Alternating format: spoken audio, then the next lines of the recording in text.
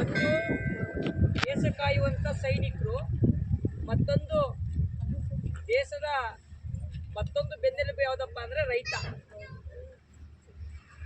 ದೇಶ ಕಾಯುವಂಥ ಸೈನಿಕರು ನಮ್ಮ ಗಡಿ ಒಳಗಡೆ ಅದರಿರುವಂತನೇ ಯಾವ ರೀತಿ ಕಾಯ್ತಾರೋ ಅದೇ ರೀತಿ ದಿನದ 24 ಗಂಟೆನೇ ರಜಾ ಇಲ್ಲದೇ ಕಾಯುವಂಥ ಕೆಲಸ ಮಾಡುವಂಥ ವ್ಯಕ್ತಿ ಇದ್ದ ಅಂದರೆ ರೈತ ಮಾತ್ರ. ಅವ್ನಿಗೆ ಯಾವುದೇ ರಜೆ ಇಲ್ಲ. ಅವನೇನಾದ್ರು ಸುಟ್ಟಿ ಆಗ್ತು ಅಂದರೆ ನಾವು ಅನ್ನ ತಿನ್ನಕ್ಕಾಗಲ್ಲ, ನಾವು ಮಣ್ಣು ತಿನ್ಬೇಕಾಗ್ತದೆ. ಅರ್ಥ ಆಯ್ತಾ?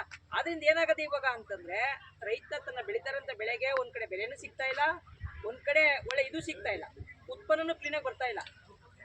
ಅದಕ್ಕೆ ನಾವೇನು ಮಾಡಬೇಕು ಅಂತಂದ್ರೆ, ನಾವು ತಿಂತಾ ಇರೋಂಥ ಇವತ್ತಿನ ಆಹಾರ ಪದಾರ್ಥಗಳು ಒಂದು ದಿನಕ್ಕೆ 18 ಗ್ರಾಮು ವಿಷ ನಾವು ತಿಂತಾ ಇರೋದು. ತಿನ್ನೋ ಆಹಾರದಲ್ಲಿ 18 ಗ್ರಾಮ್ ನಾವು ವಿಷ ತಿಂತಾವಿ.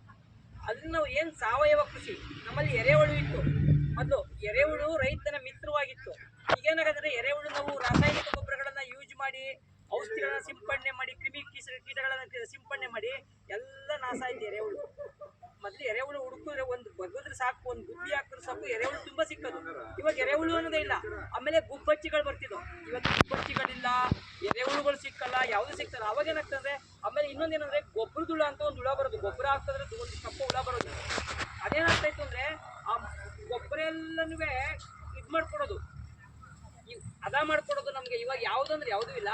ಆದ್ರಿಂದ ಆದಷ್ಟು ಸಾವಯವ ಕೃಷಿಯ ಯೂಸ್ ಮಾಡಿ. ಸಾವಯವ ಕೃಷಿ ಯೂಸ್ ಮಾಡೋದ್ರಿಂದ ಇವತ್ತೇ ನಮಗೆ ಉತ್ಪನ್ನ ಸಿಗ್ತದೆ ಅಂತ ನಾವು ಅಂದ್ಕೊಳ್ಳೋಕ್ಕಿಲ್ಲ. ಇವತ್ತು ಆಗ್ತಕ್ಕಂಥ ನಾಳೆ ಸಾವಯವ ಕೃಷಿ ಮಾಡ್ಬಿಟ್ಟು ನಾಳೆಕ್ಕೆ ನಮ್ಗೆ ಒಂದು ವರ್ಷನಾರ ನಾವು ಕಾಯಬೇಕು. ಅದರಿಂದ ನಮ್ಗೆ ಫಸ್ಟ್ ಸಿಗ್ತಕ್ಕಂಥ, ಯಾಕಂದ್ರೆ ನಮ್ಮ ಭೂಮಿ ಇವಾಗ ಏನಾಗದೆ ಅಂದರೆ ಎಲ್ಲ ರಾಸಾಯನಿಕದಿಂದ ಕೂಡೋಗದೆ. 20 ವರ್ಷ 25 ವರ್ಷಗಳ ಬರೀ ರಾಸಾಯನಿಕ ಹೊಡೆದು ಈ ಭೂತಾಯಿನ ಏನಾಗದೆ ಅಂದರೆ, ನಾವು ಭೂತಾಯಿಗೂ ವಿಷ ಊದ್ಬಿಟ್ಟಿವಿ ಇವತ್ತು. ಆ ವಿಷ ಊದಿರೋದ್ರಿಂದ ಏನಾಗದೆ ಅಂದರೆ, ವಿಷವಾದಂಥ ಜಾಗನೂ ಭೂಮಿ ನಾವು ತಿರುಗಾಡ್ತಾ ಇರೋ ಭೂತಾಯಿನುವೆ. ಆದ್ರಿಂದ ಇದೆಲ್ಲ ನಾವು ಆ ವಿಷಯನ ನಾವು ಹೋಗ್ಲಾಡಿಸ್ಬೇಕಂದ್ರೆ ರಾಸಾಯನಿಕ ಗೊಬ್ಬರಗಳನ್ನ ಬಿಟ್ಟು ಸಾವಯವ ಕೃಷಿಯನ್ನು ನಾವು ಅವಲಂಬಿತ ಮಾಡಿ ನಾವು ಮಾಡ್ಕೋದ್ರೆ ಒಳ್ಳೆ ಪಶು ಸಿಗ್ತದೆ, ಒಳ್ಳೆ ಆರೋಗ್ಯ ಸಿಗ್ತದೆ.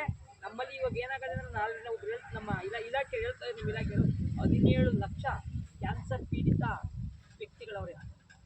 ಯಾಕೆಂದರೆ ಪ್ಲಾಸ್ಟಿಕ್ ವಸ್ತು ನಮಗೆ ಮಾರಕ. ಕ್ಯಾನ್ಸರ್ಗೆ ಆಹ್ವಾನ ಕೊಡೋ ವಸ್ತು ಯಾವುದಪ್ಪ ಅಂದರೆ ಪ್ಲಾಸ್ಟಿಕ್. ಆದ್ರಿಂದ ನಿಷೇಧಿತ ಪ್ಲಾಸ್ಟಿಕ್ ವಸ್ತುಗಳನ್ನು ಮೊದಲು ನೀವು ನಿಷೇಧ ಮಾಡಿ. ನಿಷೇಧಿತ ಪ್ಲಾಸ್ಟಿಕ್ ವಸ್ತುಗಳೆಲ್ಲದೆ ಅದನ್ನು ನೀವು ನಿಷೇಧ ಮಾಡಿ. ಮೊದಲು ನಾವು ಸಂಕಲ್ಪ ಮಾಡೋಣ, ನಾವು ನಿಷೇಧ ಮಾಡ್ತೀವಿ ಅಂತಂದ್ಬಿಟ್ಟು ನಾವು ಸಂಕಲ್ಪ ಮಾಡ್ಕೊಳ್ಳೋಣ ದೇವಿ ಮುಂದೆಗಡೆ. ಅನಂತರಕ್ಕೆ ನಾವೇನು ಮಾಡೋಣ ಅಂದರೆ, ನಾವು ಬೇರೆಯವ್ರಿಗೆ ಅವರಂಜಿಕೊಳ್ಳೋಣ. ಅದೇ ರೀತಿ ನಾವು ಇವತ್ತು ನಾವೇನು ಮಾಡಿ ಸಾವಯವ ಕೃಷಿ ಉತ್ಪನ್ನ ಮಾಡಿ ಆದಷ್ಟು ನಮ್ಮ ಆರೋಗ್ಯ, ನಮ್ಮ ಆಯುಷ್ಯು ಮತ್ತೆ ನಾವು ಮಾಡ್ತಾ ಇರೋಂಥ ಉತ್ಪನ್ನಗಳು ವೃದ್ಧಿ ಆಗ್ತದೆ. ನಾವೆಲ್ಲರೂ ಚೆನ್ನಾಗಿರ್ತೇವೆ ಅಂತ ಹೇಳ್ತಾ ನನ್ನ ಮಾತು ಮುಗಿಸ್ತೀನಿ. ಎಲ್ರಿಗೂ ಧನ್ಯವಾದಗಳು.